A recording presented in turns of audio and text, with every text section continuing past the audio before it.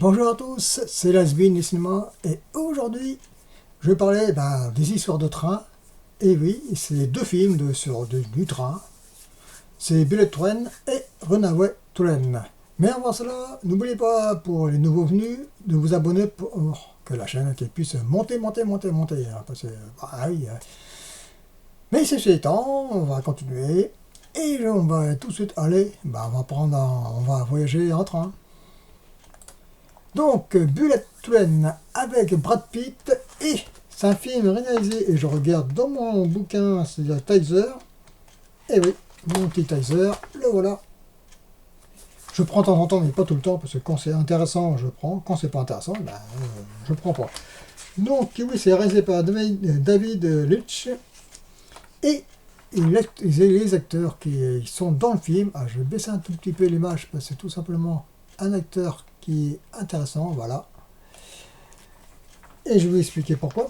Donc, et oui, le premier c'est Aaron Taylor Johnson, c'est celui-là qui est, vous voyez à côté de Brad Pitt, voilà, comme ça, parce que j'ai pas activé la petite flèche. Allez, donc qu'est-ce qu'il a joué? Vous allez vite comprendre pourquoi que je vais mettre les acteurs en avant. Il a joué dans Shanghai Kid 2, Tenet, Kick Ass, Godzilla, l'ère de Ultron. Ah oui, déjà. Donc l'autre, c'est Brian Thierry Henry. Brian Thierry Henry. Ouais, quoi que. Ouais, ça me dit quelque chose, hein. Thierry Henry. Allez, en talent, il a joué dans Les Veuves. Si Ball Street pouvait parler, Joker et Les Éternels. Donc déjà, on peut noter trois films, Les Veuves, Joker et Les Éternels. Et oui, donc il s'est pas fait chier. Et il y avait un autre acteur. Vous voyez à côté en dessous de Brad Pitt, c'est Sanada. Celui qui a joué dans Sankukai. Vous voyez pas Sankukai? Sankukai. Bon, allez. Donc voilà, les acteurs, les autres sont moins connus, hein.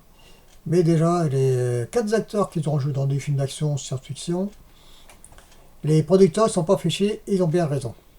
Donc, allez, je vais mettre l'image là, voilà. L'histoire, grosso modo, eh bien, Brad Pitt, il s'appelle Coccinelle, nom d'emprunt, doit prendre une valoche, et qui a plein d'argent dedans, on devine bien, c'est pas des slip, hein. Donc, eh bien, malheureusement, cette valoche est occupée par deux tueurs. Et oui, donc celui-là et le noir, je vais vous remontrer. Et voilà le noir à gauche. Et celui-là qui fait avec ces points-là, et qui était avec Brad Pitt d'ailleurs. J'ai un peu plus leur nom d'emprunt. C'est le nom de couleur, de fruits, c'est vachement rigolo.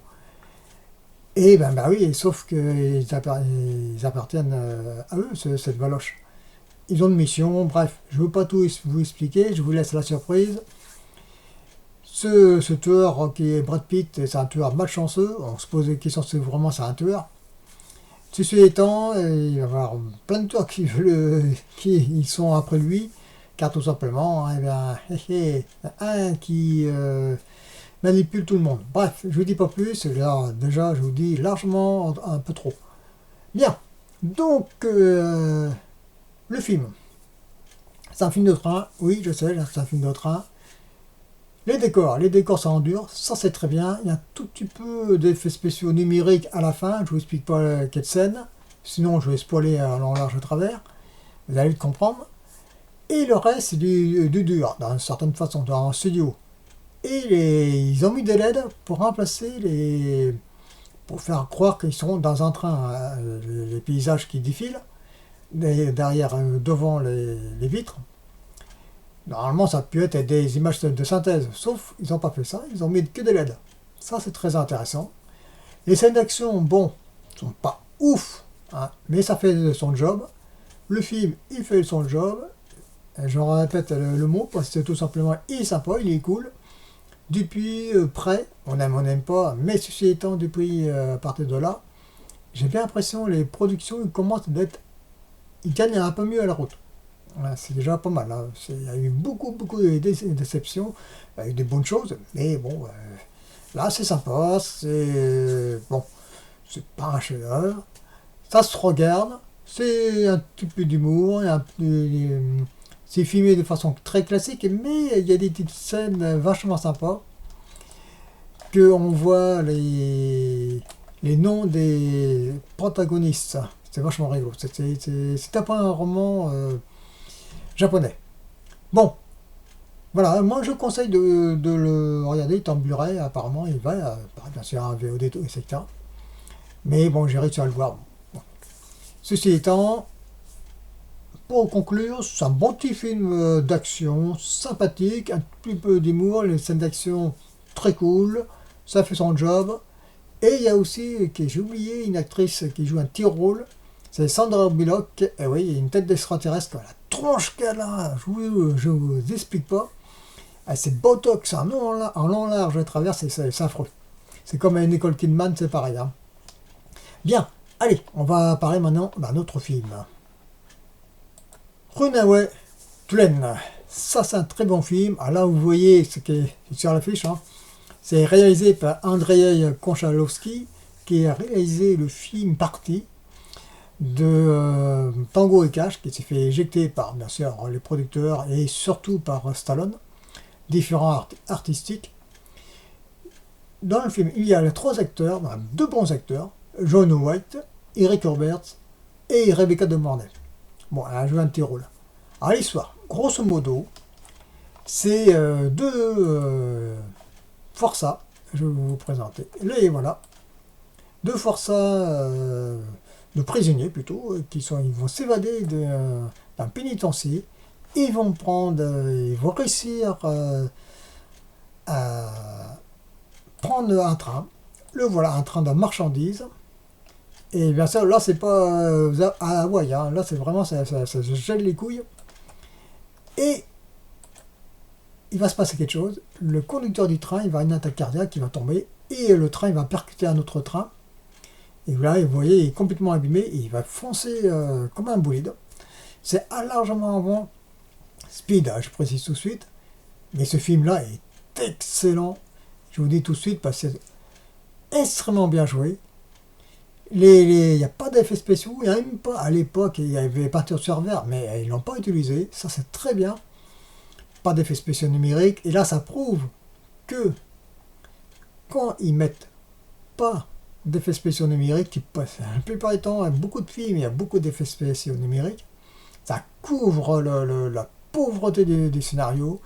Et là, ils sont obligés de se casser le cul. Ça, je le dis plusieurs fois, ils sont obligés de se casser le cul pour faire un scénario qui tienne la route, avec des dialogues qui est percutant.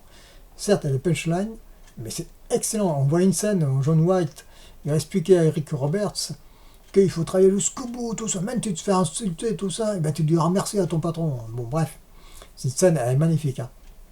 Il y a une autre scène aussi, il y a un autre personnage qui est c'est le directeur du pénitencier. Lui, c'est une peau de vache, une pute de première. Il va tout faire pour le tuer, et ça c'est clair et net. Et lui, il a John White, il sait très bien, et il n'a pas d'avenir. Et ça, cette scène-là, entre guillemets, c'est presque à la fin du film, mais vous allez voir, quand il va être un bras en croix, il va y aller vers son destin, ça c'est clair et net. Je vous dis, là je vous spoil un peu, mais vous allez vite comprendre que c'est géant comme scène. C'est le film, comme série B, je pense qu'il a été produit par la Canon, si je ne me trompe pas. En cassette vidéo, c'est édité par Vestron, je prononce mal. Là, c'est une nouvelle édition, c'est un Blu-ray, mais ce film-là, il est excellent. J'ai vu un cassette vidéo, je ne sais pas s'il a bien marché, mais il est très bon comme film.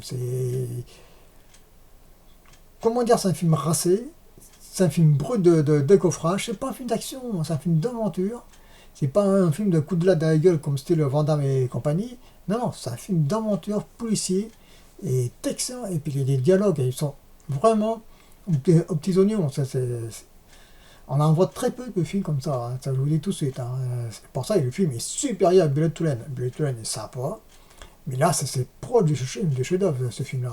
Andrzej Konchalovsky, il a arrêté des films d'action. Il est retourné en Russie, je ne sais pas s'il y est encore, mais il a fait des films plus intimistes. Hein. Il a eu des prix d'ailleurs, et puis la preuve est là. Hein. Quand on voit ça, vous allez vite comprendre que, ben oui, le film il tient la route. Voilà. Donc, Bullet Train, je vous conseille de le voir. C'est une sympatoche, très cool, il fait son job. Runaway Train, pour moi, c'est un chef-d'œuvre du film d'action, plutôt film d'aventure. Et il va vous tenir en haleine. Et puis le dialogue, vraiment en béton. Regardez-le, je vous le conseille. Il passe très peu à la télévision. Vous pouvez le procurer en DVD, certes en Blu-ray, mais en DVD ou voir en VOD, mais je ne suis pas très sûr. Hein. Et je ne suis pas sûr sur si Netflix ils l'ont. Hein. Donc s'ils l'ont, ça je vous conseille de le voir. Hein. Voilà. Donc je vais vous laisser et ben, à la prochaine, si vous voulez bien.